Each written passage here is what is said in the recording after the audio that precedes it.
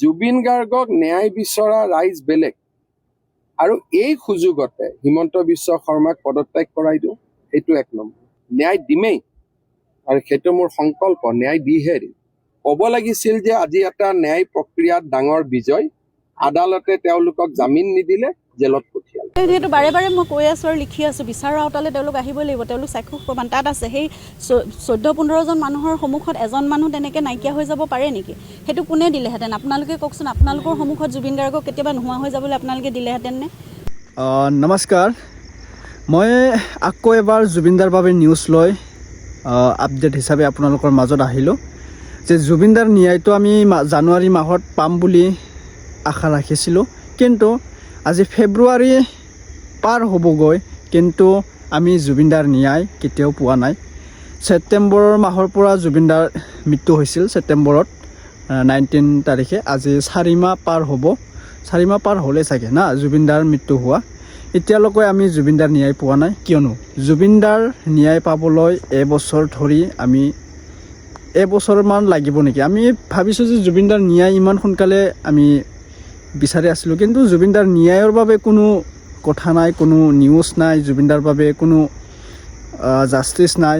কি মানে জুবিনদা ইমান ডাঙৰ শিল্পী হওক, মানে ইমান ডাঙৰ এজন আমাৰ অনুৰাগী হিচাপে, আমি জুবিনদাৰ অনুৰাগী হিচাপে যে মানে জুবিনদাক প্ৰাৰ্থনা কৰিছোঁ যে জুবিনদাৰ ন্যায় অতি সোনকালে পাওক।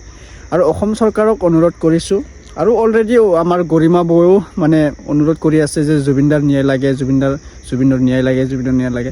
কিন্তু আমাৰ জুবিনদাৰ ন্যায় কিয় দিব পৰা নাই? সূত্ৰক মানে গ্ৰেপ্তাৰ কৰি থ'লে, কিন্তু এনেকুৱা নহ'ব, ন্যায় এনেকুৱা নহয়।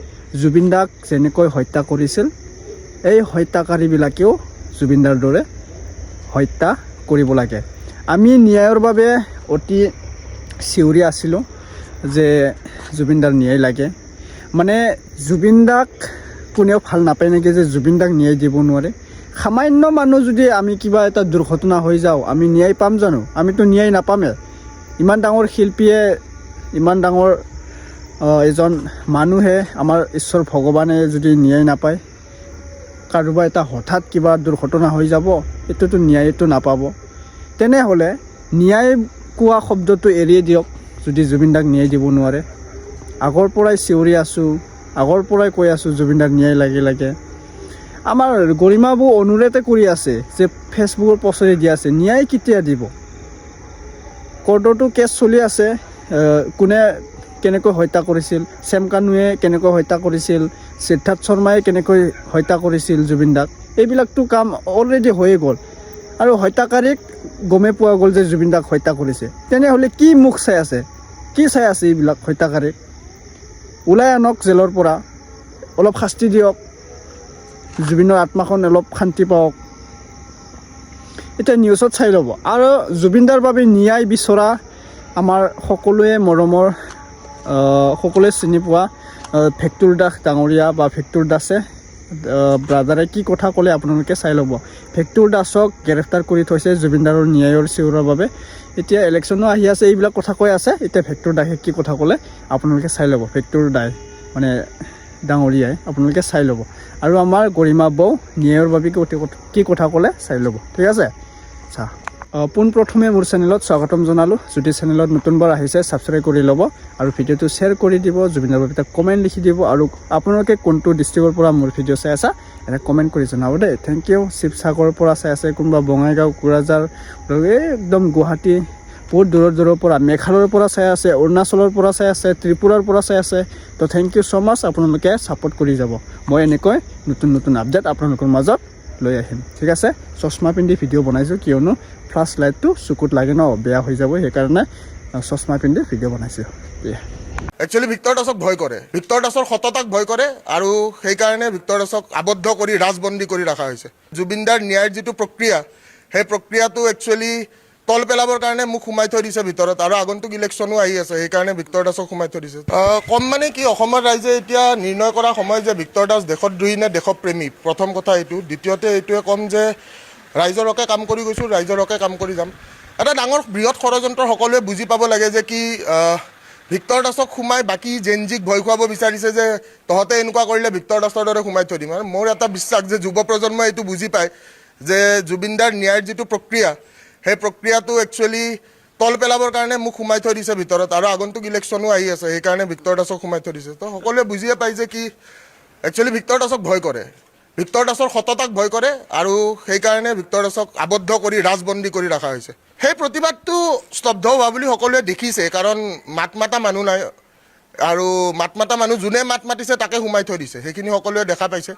তো এইটোৱে ক'ম যে মই হাৰ মানা নাই, যেতিয়ালৈকে মোক মানসিকভাৱে কষ্ট দিছে, মোক ফিজিকেলি, মেণ্টেলি, ইম'চনেলি, ফিনান্সিয়েলি চাৰিওফালৰ পৰা ভাঙি পেলাব চেষ্টা কৰিছে। মই নিজৰ লগত হাৰ মানা নাই, আৰু মই যেতিয়ালৈকে নিজৰ লগত হাৰ মানা নাই, মই সদায় যিটো কথা কওঁ যে মই ভাগৰা নাই, আৰু ভিক্টৰ দাসে যিটো নিজৰ লক্ষ্য, মই মোৰ লক্ষ্যত উপনীত হ'মেই 100%। মোৰ দেউতাইও ন্যায় পাব লাগিব, জুবিন গাৰ্গেও ন্যায় পাবই লাগিব। মোৰ ওপৰততো গোটেই মিছা গোচৰ সোপা আছে, প্ৰায় 52টামান মিছা গোচৰ লগাই থৈ দিছে। গোটেইকেইটাতে অলমষ্ট জামিন হৈছে, অকল এটাই বাকী আছে এতিয়া। নহয়, আপোনাৰ NSA কেছটো। আজিতো প্ৰডাকশ্যন আছিলে, প্ৰডাকশ্যনত একো কোৱা নাই বাৰু, নেক্সট এভিডেঞ্চৰ কাৰণে আছে। সস্তীয়া ৰাজনীতি চলি আছে আমাৰ ইয়াতে। একচুৱেলি ভিক্টৰ দাসক ভয় কৰে, ভিক্টৰ দাসৰ সততাক ভয় কৰে, আৰু সেইকাৰণে ভিক্টৰ দাসক আবদ্ধ কৰি ৰাজবন্দী কৰি ৰখা হৈছে। জুবিনদাৰ ন্যায়ৰ যিটো প্ৰক্ৰিয়া সেই প্ৰক্ৰিয়াটো একচুৱেলি তল পেলাবৰ কাৰণে মোক সোমাই থৈ দিছে ভিতৰত, আৰু আগন্তুক ইলেকশ্যনো আহি আছে, সেইকাৰণে ভিক্টৰ দাসক সোমাই থৈ দিছে। কম মানে কি, অসমৰ ৰাইজে এতিয়া নিৰ্ণয় কৰা সময় যে ভিক্টৰ দাস দেশদ্ৰোহী নে দেশপ্ৰেমী, প্ৰথম কথা এইটো। দ্বিতীয়তে এইটোৱে ক'ম যে ৰাইজৰ হকে কাম কৰি গৈছোঁ, ৰাইজৰ হকে কাম কৰি যাম। এটা ডাঙৰ বৃহৎ ষড়যন্ত্ৰ সকলোৱে বুজি পাব লাগে যে কি ভিক্টৰ দাসক সোমাই বাকী জেনজিক ভয় খুৱাব বিচাৰিছে যে তহঁতে এনেকুৱা কৰিলে ভিক্টৰ দাসৰ দৰে সোমাই থৈ দিম। আৰু মোৰ এটা বিশ্বাস যে যুৱ প্ৰজন্মই এইটো বুজি পায় যে জুবিনদাৰ ন্যায়ৰ যিটো প্ৰক্ৰিয়া সেই প্ৰক্ৰিয়াটো একচুৱেলি তল পেলাবৰ কাৰণে মোক সোমাই থৈ দিছে ভিতৰত, আৰু আগন্তুক ইলেকশ্যনো আহি আছে, সেইকাৰণে ভিক্টৰ দাসক সোমাই থৈ দিছে। তো সকলোৱে বুজিয়ে পায় যে কি একচুৱেলি ভিক্টৰ দাসক ভয় কৰে, ভিক্টৰ দাসৰ সততাক ভয় কৰে, আৰু সেইকাৰণে ভিক্টৰ দাসক আবদ্ধ কৰি ৰাজবন্দী কৰি ৰখা হৈছে। সেই প্ৰতিবাদটো স্তব্ধ হোৱা বুলি সকলোৱে দেখিছে, কাৰণ মাত মাতা মানুহ নাই, আৰু মাত মাতা মানুহ যোনে মাত মাতিছে তাকে সোমাই থৈ দিছে, সেইখিনি সকলোৱে দেখা পাইছে। তো এইটোৱে ক'ম যে মই হাৰ মানা নাই, যেতিয়ালৈকে মোক মানসিকভাৱে কষ্ট দিছে, মোক ফিজিকেলি, মেণ্টেলি, ইম'চনেলি, ফিনান্সিয়েলি চাৰিওফালৰ পৰা ভাঙি পেলাব চেষ্টা কৰিছে। মই নিজৰ লগত হাৰ মানা নাই, আৰু মই যেতিয়ালৈকে নিজৰ লগত হাৰ মানা নাই, মই সদায় যিটো কথা কওঁ যে মই ভাগৰা নাই, আৰু ভিক্টৰ দাসে যিটো নিজৰ লক্ষ্য, মই মোৰ লক্ষ্যত উপনীত হ'মেই 100%। মোৰ দেউতাইও ন্যায় পাব লাগিব, জুবিন গাৰ্গেও ন্যায় পাবই লাগিব। মোৰ ওপৰততো গোটেই মিছা গোচৰ সোপা আছে, প্ৰায় 52টামান মিছা গোচৰ লগাই থৈ দিছে। যিহেতু বাৰে বাৰে মই কৈ আছোঁ আৰু লিখি আছোঁ, বিচাৰৰ আওতালে তেওঁলোক আহিবই লাগিব, তেওঁলোক চাক্ষুষ প্ৰমাণ তাত আছে। সেই 14-15জন মানুহৰ সন্মুখত এজন মানুহ তেনেকৈ নাইকিয়া হৈ যাব পাৰে নেকি? সেইটো কোনে দিলেহেঁতেন? আপোনালোকে কওকচোন, আপোনালোকৰ সন্মুখত জুবিন গাৰ্গক কেতিয়াবা নোহোৱা হৈ যাবলৈ আপোনালোকে দিলেহেঁতেন নে?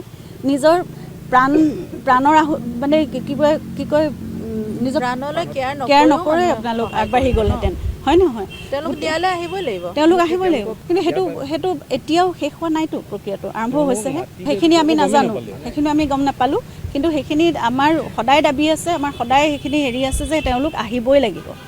তেওঁলোকো সমানে দোষী আমাৰ মতে। আমাৰ চকুত তেওঁলোক এই ইয়তখনত থকা প্ৰতিজনেই সমানেই দোষী, আৰু তেওঁলোকে প্ৰতিটো বস্তু দেখিছে, তেওঁলোকে বহুত অৱহেলা কৰিছে, আওকাণ কৰিছে, জুবিনৰ ট্ৰিটমেণ্টলৈকে আওকাণ কৰিছে। আৰু এই কথাবোৰ মই ছ'চিয়েল মিডিয়াত বহুত দীঘলকৈ মই লিখিছোঁ। চাৰ্জশ্বিটখন পঢ়াৰ পিছত তাত লিখা আছে যে 75 মিনিট অৱহেলিত হৈ জুবিন গাৰ্গ পৰি থাকিলে, তেওঁক পানীত বমি কৰা তেওঁলোকে দেখিছে, মুখেৰে ফেন ওলোৱা দেখিছে। তাৰপিছতো গেষ্ট্ৰিক, নৰ্মেল গেষ্ট্ৰিক বুলি কৈ সিদ্ধাৰ্থ শৰ্মাই কথা কোৱাৰ পিছত তেওঁলোক সাধাৰণভাৱে তেওঁলোকো কেনেকৈ ৰৈ থাকিলে? এজনৰ ভাষ্যত আছে তেওঁৰ চিজাৰ এটেক হয়তো আহিছে, দাঁতে লাগিছে, তাৰ মুখৰ ভিতৰত এডাল চামুচৰ নিচিনাকৈ টং এডাল ভৰাই দিছে। গতিকে এই গোটেই কথাবোৰত তেওঁলোক সকলো জড়িত হৈ আছে, আৰু তেওঁলোকে কৈ আছে বাট কি পৰিমাণৰ তেওঁলোকৰ অস্বাভাৱিক পৰিৱেশ মানে অৱস্থাত জুবিনক পানীত নামিবলৈ দিছিলে, কিয় নামিবলৈ দিছিলে? আমিতো অসমীয়া কোনেও আমাৰ লগত থাকোঁতে জুবিনক তেনেকুৱা হ'বলৈ দিয়া নাছিলোঁ। অসমৰ কোনো এজন নাই যে তেওঁলোক অসমীয়া নহয় নেকি? তেওঁলোকক জুবিনক অকল মানে যিখিনি সময়ত ফূৰ্তি কৰিবলৈ লাগিছিল, অকল এণ্টাৰটেইনমেণ্টৰ এটা শ্ব' হিচাপেহে জুবিনক লাগিছিল নেকি? তাৰপিছত কোনো দায়িত্ব নাছিল তেওঁলোকৰ? তেওঁলোকে নিজে আহি ক'ব নালাগিছিল তেওঁলোকৰ সেই ঘটনাত সেইদিনাখন কি ঘটিছিল? অন্ততঃ সেই কথাখিনিতো তেওঁলোকে শুদ্ধভাৱে তেতিয়াই ক'ব পাৰিলেহেঁতেন। আমি ইতিমধ্যে দিছোঁ, সেইখিনি হেৰি দিয়া হৈছে, যোগাযোগ কৰা হৈছে। সেই বস্তুবিলাক নতুনকৈ ইনভলভ হ'ব, আমি তেতিয়া সময়ে গম পাম। আৰু আমাৰতো স্থিতি একেটাই আছে, তেওঁলোক আহিবই লাগিব আওতালে, সিমানে। মই মন্তব্য কৰিছোঁ, মই এইটোৱে বিচাৰিছোঁ যে তেওঁ সঁচা কথাটো কওক। তেওঁ নিজৰ ভাতৃ হিচাপে তেওঁ এজন পুলিচ অফিচাৰ হিচাপে তেওঁৰ সম্পূৰ্ণ দায়িত্ব আছে, তেওঁ ঘটনাস্থলীত উপস্থিত আছিল, গতিকে সকলো সাক্ষ্য প্ৰমাণ তেওঁ, সেই হিচাপে তেওঁ গোটেই কথাখিনি সঁচাকৈ কওক। তেওঁ যিমানখিনি নিজৰ ককায়েকৰ কাৰণে অন্তত সেইখিনিতো তেওঁ নিজৰ পৰিয়ালৰ কাৰণে সেইখিনি কৰিব লগাটো তেওঁৰ দায়িত্ব বুলি মই ভাবোঁ, তেওঁৰ কৰ্তব্য কৰিব লাগে। তেওঁ একদম আটাইতকৈ যিটো মানে ভয়ানক শাস্তি হ'ব পাৰে সেইটোৱে শাস্তি দিয়ক, মানে অসুৰবধ যিটো মই যোৱাবাৰ কৈছিলোঁ, অসুৰবধ হওক, এই অসুৰবধেই হ'ব লাগিব আৰু তাৰ বাহিৰে গত্যন্তৰ নাই। অপশক্তি নিৰ্মূল কৰিবই লাগিব আৰু সেয়াই পৃথিৱীত সেইটোৱে আচলতে ভগৱানে যদি ন্যায় দিয়ে সেইটোৱে ন্যায় দিয়ে। গতিকে অপশক্তি একেবাৰে সমূলি ধ্বংস হ'ব লাগিব, সেইখিনি আমি নাজানো, সেইখিনি আমি গম নাপালোঁ, কিন্তু সেইখিনিত আমাৰ সদায় দাবী আছে, আমাৰ সদায় সেইখিনি হেৰি আছে যে তেওঁলোক আহিবই লাগিব। তেওঁলোকো সমানে দোষী আমাৰ মতে, আমাৰ চকুত তেওঁলোক এই ইয়তখনত থকা প্ৰতিজনেই সমানেই দোষী আৰু তেওঁলোকে প্ৰতিটো বস্তু দেখিছে, তেওঁলোকে বহুত অৱহেলা কৰিছে, আওকাণ কৰিছে, জুবিনৰ ট্ৰিটমেণ্টলৈকে আওকাণ কৰিছে। আৰু এই কথাবোৰ মই ছ'চিয়েল মিডিয়াত বহুত দীঘলকৈ মই লিখিছোঁ।